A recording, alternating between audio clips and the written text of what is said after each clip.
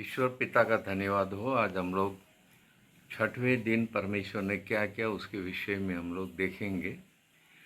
और इसलिए मैं बार बार इस बात को बता रहा हूँ कि बाइबल क्या है। बाइबल परमेश्वर का जीवित वचन है। It's the living word of God. और इसमें परमेश्वर इस वचन के द्वारा क्या कर सकता है वो तमाम बातें हम लोग देख रहे हैं। सो यहाँ पर छठवें दिन का विषय में हम लोग देख रहे हैं। पहला अध्याय उसके 24 पद में इस प्रकार लिखा है, फिर परमेश्वर ने कहा, पृथ्वी में से एक एक जाति के जीवित प्राणी और घरेलू पशु और रेंगने वाले जंतु और पृथ्वी के वन पशु जाति जाति के अनुसार उत्पन्न हो। और वैसा ही हो गया।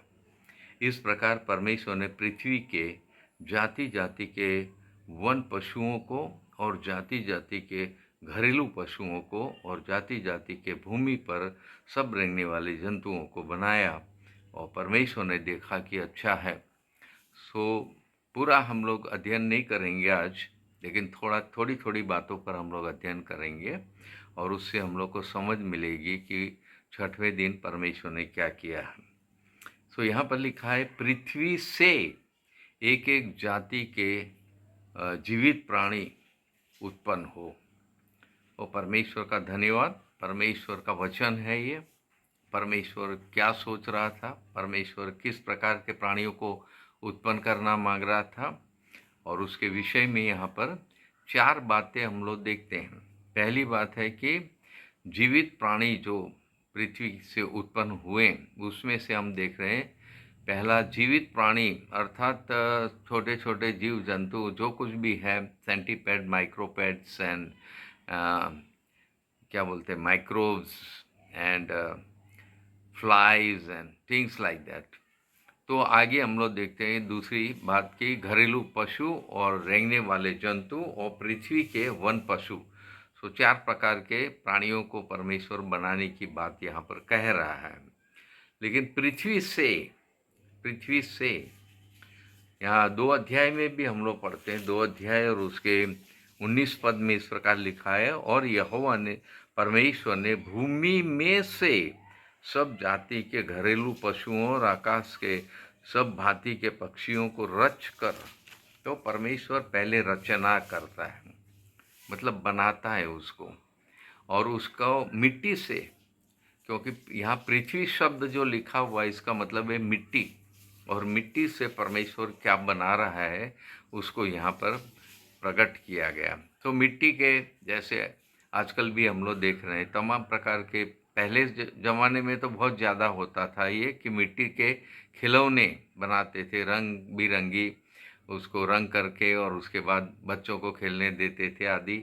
लेकिन परमेश्वर ने जो ये मिट्टी से उनकी रचना की है, बोली के द्वारा, वचन के द्वारा, और परमेश्वर के वचन में कितनी बड़ी सामर्थ्य है। परमेश्वर किस किस जाति के बनाना चाहता है, वो अनगिनत जातियों प्रजातियों का आज हम लोग खाली खोज कर रहे हैं कि कितनी जातियों को परमेश्वर ने बनाया था।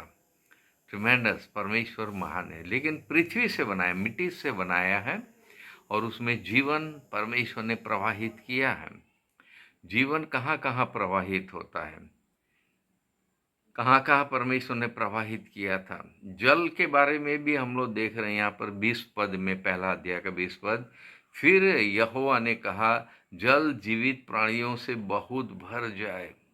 सो परमेश्वर खाली बोल रहा है और जीवित प्राणी वहाँ उत्पन्न हो रहे हैं जल के अंदर, क्योंकि परमेश्वर के मुख से निकला हुआ जीवित वचन, उसका प्रवाह चारों तरफ होता हुआ हम देख रहे हैं।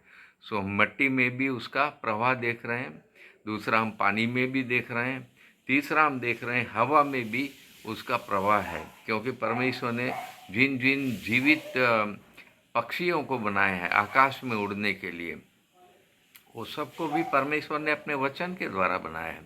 ट्रिमेंडस। सो परमेश्वर का जीवन हर जगह प्रवाहित होता रहा, होता रहेगा। आज भी उसका प्रभाव हम लोग देख रहे हैं दुनिया में, कि वो वचन जो परमेश्वर ने कहा था, और परमेश्वर के वचन में जीवन है, और वह जीवन मनुष्यों की ज्योति है। तो पहला ही चीज़ जो परमेश्वर ने बना उजियाला, और उस उजियाले में हम देख रहे हैं परमेश्वर ने कहाँ उजियाला हो गया। यानी हम लोग यूहन्ना उसका 1 अध्याय उसका 1 से 4 पद हम लोग पढ़ते हैं, तो वहाँ पर भी हम लोग पाते हैं कि आदि में वचन था, वचन परमेश्वर के साथ था, वचन परमेश्वर था, और जो कुछ उत्पन्न हुआ है परमेश्वर के वचन के द्वारा उत्पन्न हुआ है, और उसमें जीवन था, वो वचन में जीवन था, और वो जीवन फिर मनुष्यों की ज्योति थी। ट्रिमेंडस। तो हर जगह हम देख रहे हैं वचन, फिर उसमें जीवन, फिर उसमें ज्योति भी है। सो पहले दिन जो परमेश्वर ने उजियाला बनाया है, सो ये तो वचन के द्वारा ही हुआ है। परमेश्वर का धन्यवाद हो। सो इन तमाम चीज़ों को जो परमेश्वर ने बनाया, ये परमेश्वर के दिमाग की सारी उपज है। जो कुछ भी प्रजातियाँ, जातियाँ, जो कुछ भी जानवरों की हो, चाहे पक्षियों की हो, चाहे मछलियों की हो, समुद्रों के प्राणियों की हो, अलग अलग प्रजाति के बहुत सारी चीज़ों को हम लोग देख रहे हैं। अभी भी खोज जारी है और सब कुछ हो रहा है। चलिए, तो परमेश्वर कह रहा है कि ये सब कुछ परमेश्वर ने अपने वचन के द्वारा किया है, और उसके वचन की सामर्थ्य को भी यहाँ पर हम लोग देख रहे हैं। लेकिन एक प्रश्न सामने आता है कि परमेश्वर के शब्द जो परमेश्वर ने कहे, या वचन जो कहें, क्या क्या बातें थी उसमें, और कहाँ कहाँ उसने कहा है। यहाँ तो बहुत सारी बातें लिखी हुई है, जैसे कि हम लोग 3 पद में देखते हैं परमेश्वर ने कहा, फिर 5-6 पद में देखते हैं परमेश्वर ने कहा, 9 पद में देखते हैं परमेश्वर ने कहा, और फिर 11 पद में देखते हैं परमेश्वर ने कहा। सो 14 पद में परमेश्वर ने कहा, 20 पद में परमेश्वर ने कहा, और फिर यहाँ 24 पद में फिर हम देखते हैं परमेश्वर ने कहा। सो पूरा अध्याय में हम देखते हैं द वर्ड ऑफ गॉड, परमेश्वर का वचन जो उसने कहा, उसी के द्वारा सारी सृष्टि की रचना हुई है, उत्पन्न हुई है, और परमेश्वर का जीवन उन तमाम चीज़ों में प्रवाहित हुआ है। सो परमेश्वर का धन्यवाद हो। आज हम लोग उसकी खोज करके और उसको प्राप्त करके, उसको देखकर, जो बहुत सारी चीज़ें हम लोगों ने देखी भी नहीं है, अभी तो विज्ञान उसको बता रही है खोज के, लेकिन और भी सारी चीज़ें हैं। चलिए, एक बात बड़ी जानने की है कि परमेश्वर ने कितने कितने प्राणियों को बनाया। जातियां तो हैं उसमें, लेकिन एक एक जाति में कितने प्राणी बनाए उसका उल्लेख यहाँ पर नहीं है। लेकिन एक विचार जो प्रभु मुझे देता है वो यह है कि परमेश्वर ने जितनी भी जातियां प्रजातियां बनाई, उसमें परमेश्वर ने नर और मादा करके बनाया। हाँ, ये परमेश्वर की बड़ी खूबी है, उसके वचन में बड़ी खूबी है। नर और मादा को बनाने का तात्पर्य हम जानते हैं, ताकि उसके द्वारा और उत्पन्न हो, और भी बहुत सारे जानवर या पशु पक्षी, मछलियाँ आदि उत्पन्न हो, और कितनी संख्या में उत्पन्न होते हैं, ये भी बहुत सोचने की बात है, समझने की बात है, देखने की बात है, परमेश्वर को धन्यवाद देने की बात है। क्योंकि परमेश्वर जो कुछ भी बनाया है, उसमें एक एक जोड़ी के द्वारा क्या क्या उत्पन्न होगा, कितनी मात्रा में होगा, उसका भी निर्णय परमेश्वर के हाथ में, उसकी व्यवस्था परमेश्वर के हाथ में है। सो हम परमेश्वर का धन्यवाद करते हैं। दूसरी बात हम देखते हैं कि परमेश्वर ने उनको आशीष दी है। यहाँ 22 में लिखा हुआ है, 22 पहला अध्याय का 22 पद, परमेश्वर ने यह कह के उनको आशीष दी, फूलो फलो और भर जाओ। क्या क्या भरना है? पानी को भरना है, फिर दूसरा जमीन को भरना है, तीसरा हवा को भी भरना है।